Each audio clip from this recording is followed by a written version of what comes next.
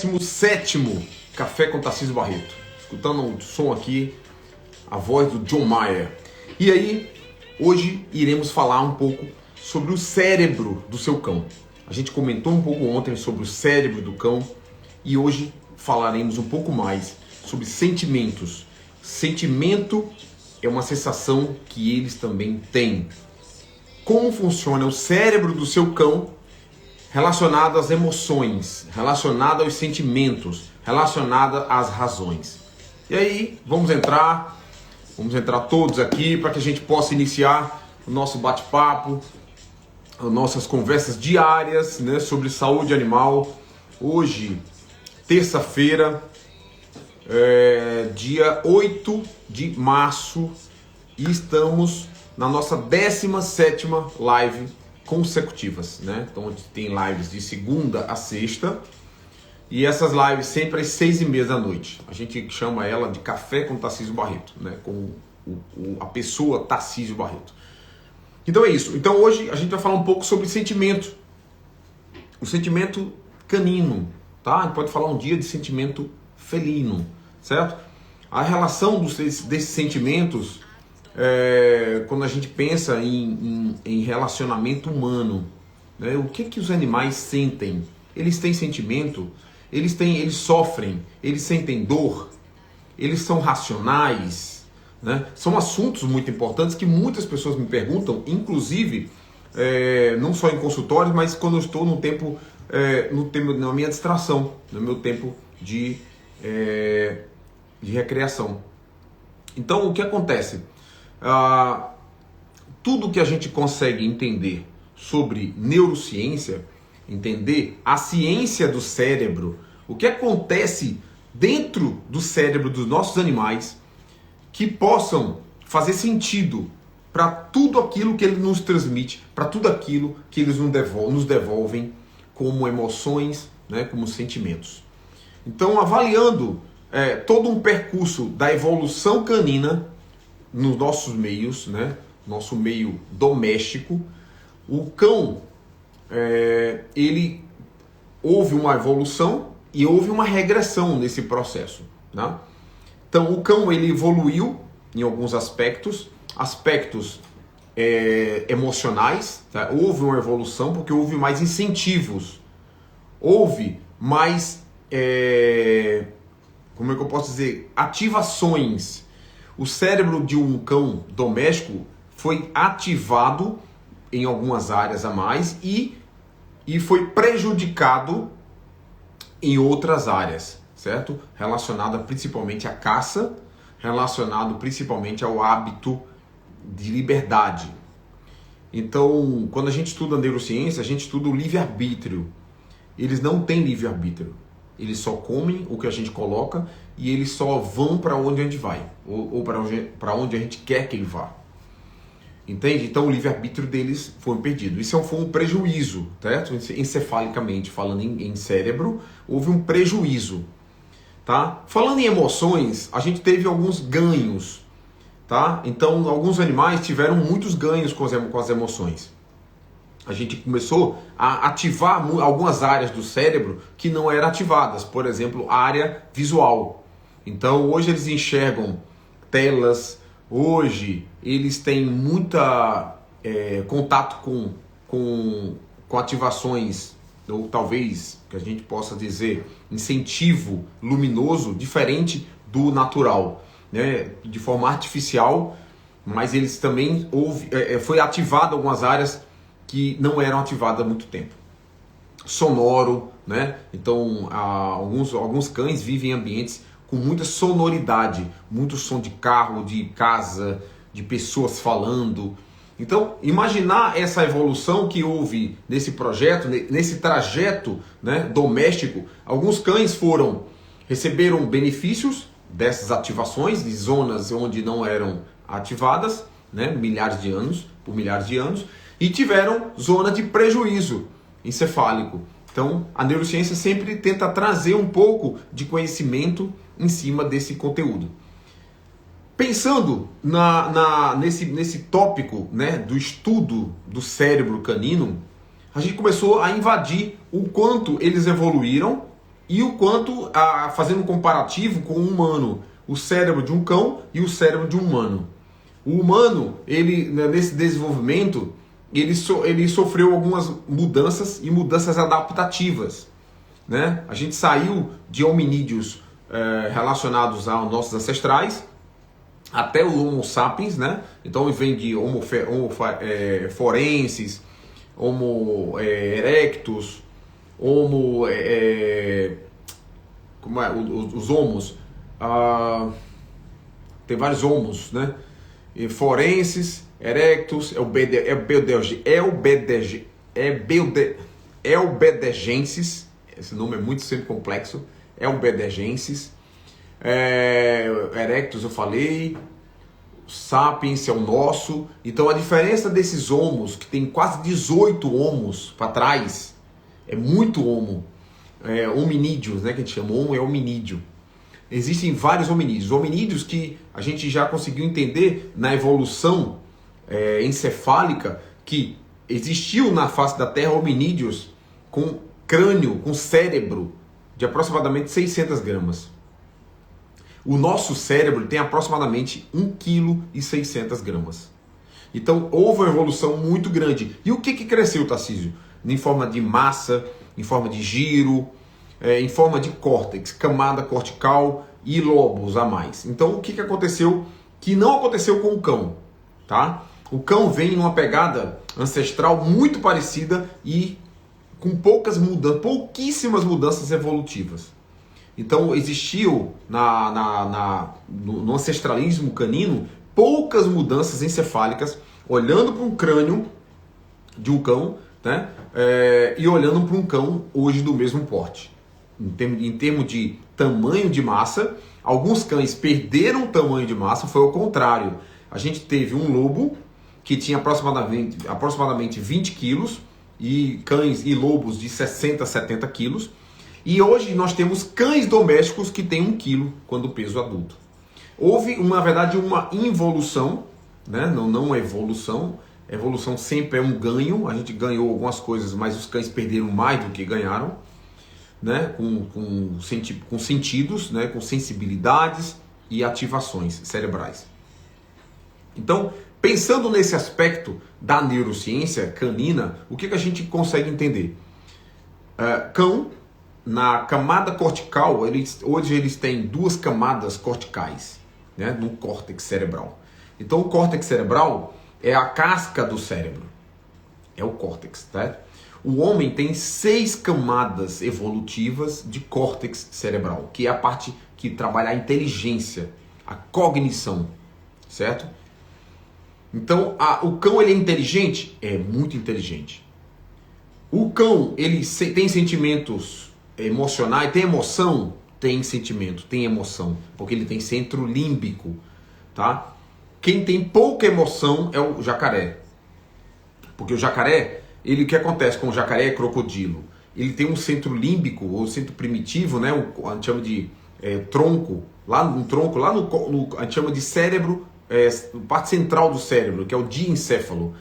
O jacaré tem um cérebro muito primitivo, ele tem pouquíssimo córtex. Então o córtex, teoricamente, falando em animais, eles têm camadas corticais, né? Uma aderida em cima da outra, fazendo um crescimento, né? Então você vai expandindo o cérebro.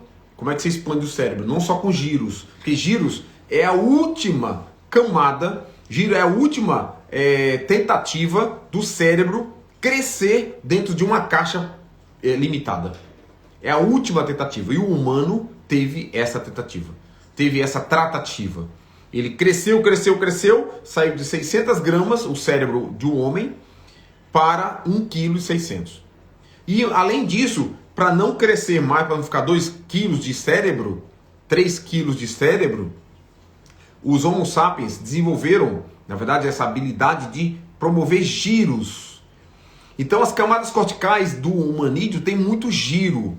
Então você consegue esticar um pouco mais e compactar um pouco mais dentro da caixa neurológica. Então a gente chama de crânio neural, certo? Dentro da caixinha, você consegue, girando isso, ele cresceu, botou 6 camadas de córtex girou, pronto, cresceu o máximo. Daqui para frente, se tiver evolução, vai ser uma evolução talvez de número, em termos de massa, né? Tem que aumentar um pouco mais a massa.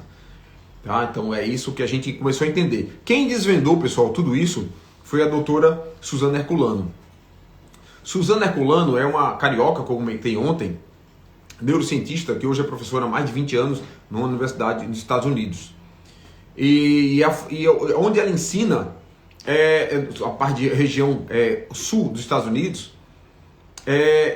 ela conseguiu trazer toda a tecnologia. Ela foi para o Rio de Janeiro, que ela é formada na Federal do Rio de Janeiro, na UFRJ, e trouxe até aí fazer o pós-doutorado, doutorado dela lá nos Estados Unidos, e aí onde ela conseguiu realmente crescer, expandir e virar uma referência, né? Porque ela, no Brasil ela já era uma referência como estudante de biologia, e aí virou neurocientista, estudando o cérebro toda hora, sistema nervoso, neurônios e tudo.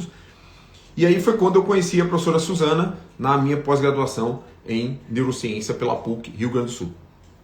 Então eu fiz 2 anos de neurociência pela PUC, Rio Grande do Sul, e aí entender o que ela construiu, qual foi o caminho dela de tentar trazer à tona a realidade hoje humana e trazer também um pouco de comparativo, o quanto o cão desenvolveu encefalicamente, o quanto o gato ele é evoluído encefalicamente. Aí eu vou passar para vocês hoje essa tratativa, esse desvendamento. Na verdade foi desvendado o que a gente tinha de muita dúvida.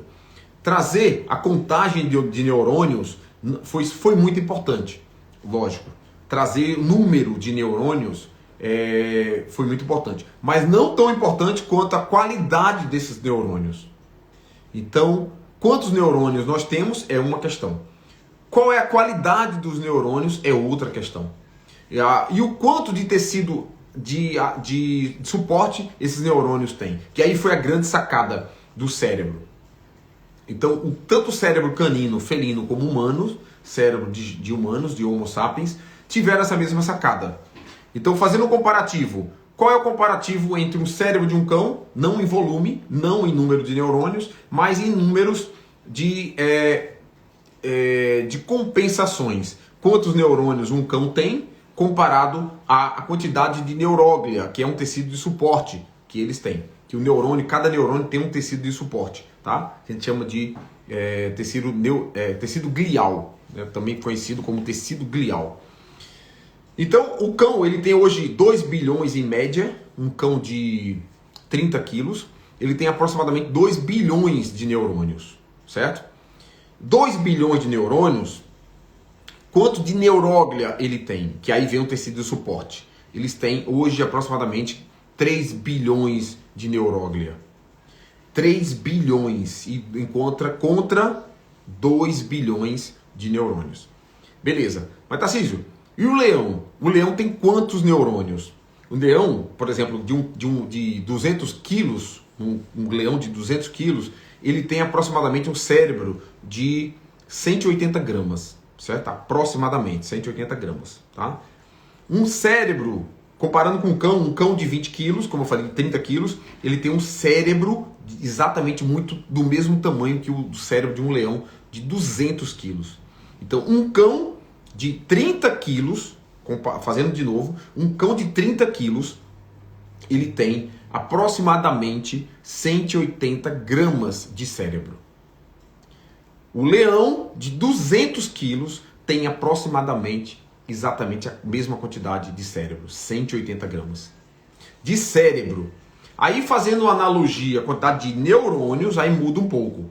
O cão de 30 quilos, que tem 180 gramas de cérebro, tem aproximadamente 2 bilhões de neurônios. O leão tem quase isso, um pouco a mais, 2 bilhões e 500 milhões de neurônios. Mas qual é a grande diferença? Porque o leão ele tem 4 bilhões e meio de neuróglia, que é um tecido que dá suporte ao neurônio no cérebro, certo? E o cão? O leão tem 4 bilhões e meio. E o cão? 3 bilhões e alguma coisinha. Então, o leão ele tem mais tecido de suporte e mais neurônio. Beleza. O cérebro do mesmo tamanho. Do tamanho do cachorro de 30 quilos, certo? Beleza. E o gato, Tarcísio? Porque o gato ele é tão evoluído em termos de sentimento e em termos de inteligência, que a gente sempre compara, fazer essa analogia. O gato, apesar de ter a sua peculiaridade, o seu comportamento isolado, mas os gatos eles são muito inteligentes. Eles têm, comparando o gato agora com o cão ele tem 2 bilhões em média de neurônio, o gato tem 1 bilhão de neurônio. Então o cão tem um dobro do gato, né, em termos de neurônios. Tecido glial, o cão tem muito mais. E o gato é quase 1 para 1 de neurônios. Então, 1 bilhão de neurônio o gato tem aproximadamente 1 bilhão e 700 milhões de neuróglia, que é um tecido, que é uma célula que ajuda, como eu acabei de falar para vocês, ajuda o neurônio. Ele dá suporte nutricional à neuróglia e dá suporte estrutural, certo? Então, choque, suporte, então ele segura o neurônio, porque o neurônio é molinho, é magrinho, né? Então, o astrócito, que é uma célula, é um tecido glial, a micróglia é um outro tecido que dá suporte imunológico ao cérebro, e os oligodendrócitos, que aí eles são células especializadas em produzir aquela gordurinha, aquela que isolante, que isola todo o neurônio, certo? Então é um assunto às vezes muito profundo, mas é importante vocês entenderem o geral. Gato, comparado com humanos, tem 1 para 1 de neurônios e de neuróglia. Então o tecido glial e neurônios é quase 1 para 1, e o homem também, quase 1 para 1. Eu falei para vocês ontem que o homem tem 86 bilhões de neurônios, certo? Assim como tem 84 bilhões de neuróglia. É 1 para 1. Então, evolutivamente falando, o gato e o homem têm mais ou menos a mesma evolução, né? a mesma linha evolutiva neurologicamente, tá certo? Então é muito inteligente, apesar do comportamento ser isolado, ser na dele, mas são animais extremamente inteligentes, têm uma visão extremamente aguçada, certo? Então imaginar, cães são racionais. A gente sabe que a partir de 2006 houve um fórum na Inglaterra, e esse fórum foram comandados por vários neurocientistas de todo o mundo e bateram o martelo. Cães definitivamente são animais racionais. Por que eles bateram o martelo afirmando que o cão é um animal racional? Porque existia antes desse fórum, dessa convenção, dessa conferência na Inglaterra, o cão era considerado um animal irracional.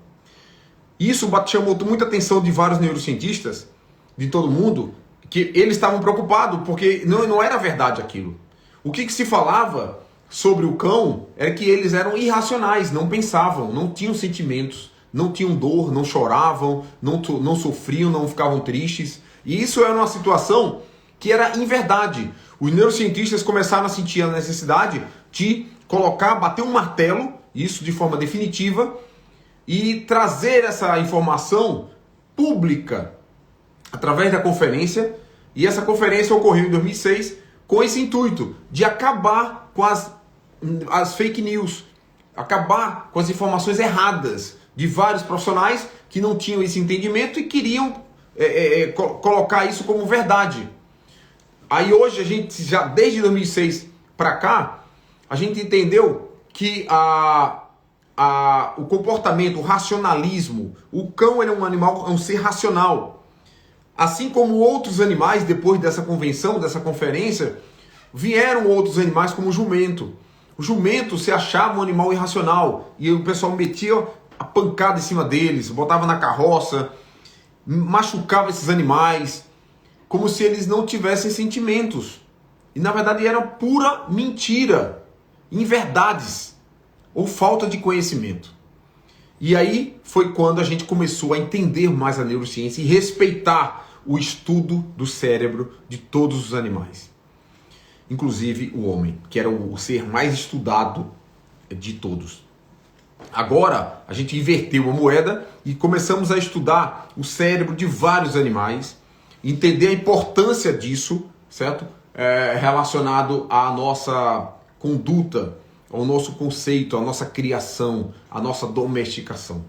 A gente trouxe isso e isso foi uma coisa muito importante para os animais e para os amantes de animais, que começaram a ter um respaldo. Hoje tem leis comprovando que a questão dos maus tratos em jumentos, maus tratos em cães, maus tratos em animais de forma geral, em gatos e tal. Então hoje tem lei, hoje é cadeia. Quem maltratar animais está sabendo o que está fazendo. Está sabendo que vai ser preso, está sabendo que tem castigo, vai ser castigado, vai receber penalidades, vai ser penalizado. Então o cão, quando ele balança a cauda, aquele momento de balançar a cauda, muitos me perguntaram ontem, explique por que o animal balança a cauda. A relação da cauda é o seguinte: o visual, quando você está olhando para o cão está olhando para alguém, ele manda informação para o olho, a informação chega no olho lá atrás, no córtex visual, certo? Que é o cérebro deles. Então manda informação para o cérebro, lá para o córtex visual. Desse córtex visual, essa informação vai para o córtex, para um outro córtex chamado córtex associativo. Esse córtex associativo manda informação de volta para o cerebelo. O cerebelo manda informação para a medula, para o rabinho balançar. Então, é uma conexão e várias partes do cérebro são ativadas, inclusive o córtex pré-frontal do cão, que é a parte racional. Ele conhece a pessoa, quando ele não conhece, ele não balança. Quando ele olha para a pessoa e reconheceu, aí vem informação visual, córtex occipital, aí vem o córtex associativo, certo? Do associativo, que é na região parietal, vai para o cerebelo, lá atrás, lá aqui embaixo, né? Depois do cerebelo, volta para o tálamo voltar para a medula, manda informação, é muito rápido isso, milésimo de segundos. E essa informação é exatamente isso. Ele balança o corpo, né? Então essa sensação que você está olhando, fenotipicamente o animal se balançar, balançando o rabo, é o que aconteceu dentro do cérebro dele e saiu mandando informações para várias regiões motoras. E uma dessas regiões motoras é a cauda. Entenderam? Olha como é importante. Então o visual mandou essas informações toda para o cérebro, essas conexões todas, inclusive para a razão deles, que também é aqui, como a nossa, no córtex pré-frontal, na região da testa, certo? Então essas regiões da testa é onde está exatamente toda a associação racional do animal. Se ele sabe o que é errado, sabe o que é certo. A racionalidade do entendimento que a gente começou a buscar e aflorar é isso. Quando você imagina um animal que tem racionalidade, é porque ele tem córtex pré-frontal desenvolvido. Ele sabe o que é certo e ele sabe o que é errado. Entende? Então a ativação dessas zonas mostra que eles são racionais. Ativou, ele tem hora que ele vai buscar, ele vê a carne em cima da mesa, ele vê a carne lá, ele vê que não pode, e senão ele vai receber carão. Ele vai receber uma punição. Entendeu? Então quando ele percebe essa punição que vai receber, não vou passar por aqui. Ele olha, tem alguém em casa? Não tem, eu vou lá, não tem ninguém mesmo, eu vou lá pegar. Mas tem aquele cão que sabe que tem gente que está ali, não vai, olha para a pessoa, baixa de novo, ele é racional, porque ele ativa as zonas do córtex pré-frontal, que é essa região que eu acabei de falar para vocês, que é a área do cérebro, da fronte do cérebro. Tá? Então, essas associações, né, do cérebro, o neurônio espelho, que é aquele neurônio que um cão olha para o outro e eles ficam rodando. Já viu essas informações? O cão vai rodando, girando. Essa informação é o neurônio espelho. Ele se espelha no outro e aí vem a ativação de várias zonas, inclusive cerebelo, córtex pré-frontal e toda a região associativa, de que inclusive vem muita memória. O hipocampo é uma área do cérebro onde trabalha a memória. Então, a informação também vai para o hipocampo, para as camadas mais primitivas da memória, que lá no hipocampo. Então o cão também, nesse momento que ele olha para um cão e vai rodando, aí o hipocampo está ativo, o córtex pré-frontal está ativo, o cerebelo está ativo, entendeu? Essas informações todas, elas vão e voltam como um circuito. passa de um cérebro para o outro. Então o cérebro racional e o cérebro emocional, existe isso, tá? Ainda. Então você tem um cérebro que eles se comunicam, eles trabalham de forma isoladas, mas tem hora que eles se comunicam para saber se é isso mesmo, eu ataco ou não, eu conheço ou não aquele animal. Então é isso que acontece dentro do cérebro quando a gente traz as informações neurocientíficas para todos vocês, tá? Então é exatamente isso que eu queria passar, o quanto é importante vocês respeitarem os animais, o quanto vocês podem agora daqui para frente dizer que os animais são racionais, a partir da conferência que ocorreu em 2006 lá no Reino Unido, tá?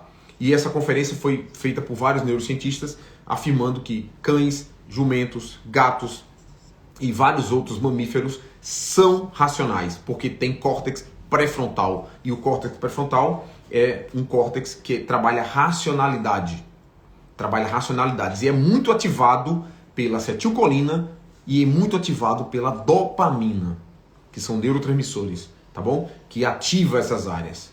Então é muito legal esse entendimento do cérebro deles, do quantas áreas são utilizadas nesse momento, ativadas, quantas áreas são ativadas nesse momento, né? A visão está toda aqui por trás, igual a nossa. Então a visão, qualquer pancada na nuca pode te deixar cego, entende? Então pode deixar um cão cego, uma pancada na nuca de um cão pode deixá-lo cego. Qualquer compressão tumoral nessas regiões também pode deixá-lo cego, mesmo com os olhos perfeitos. Entendeu?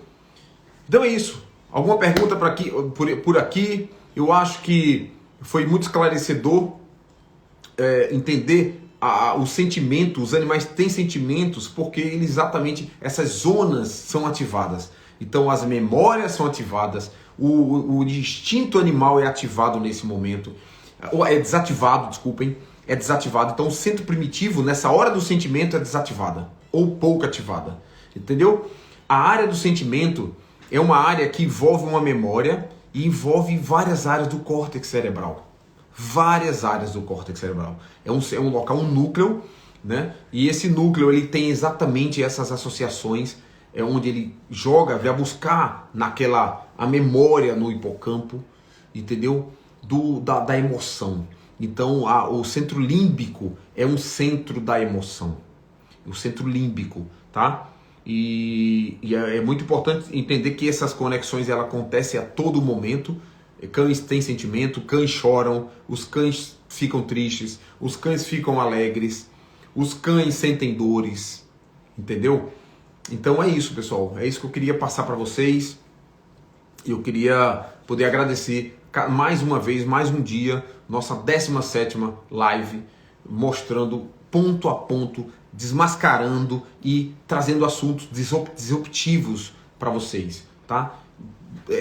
Transformando uma nova ciência, uma medicina veterinária mais aprofundada, uma medicina veterinária que mais trabalha a ciência, não só o comportamento, mas a ciência metabólica, o corpo como uma relação, como uma associação, um beneficiário do cérebro, entendeu? Então entender essa relação, o cérebro, para fechar a live de hoje aqui. O cérebro, ele é limpo quando você dorme. O corpo, ele é limpo quando você se movimenta. Isso fica como reflexão para vocês. Para quem não dorme, para o cão que não dorme, ele não limpa o cérebro. O cão que faz movimento, ele limpa o corpo, assim como o sono limpa o cérebro. Isso fica aí como uma reflexão. Beleza?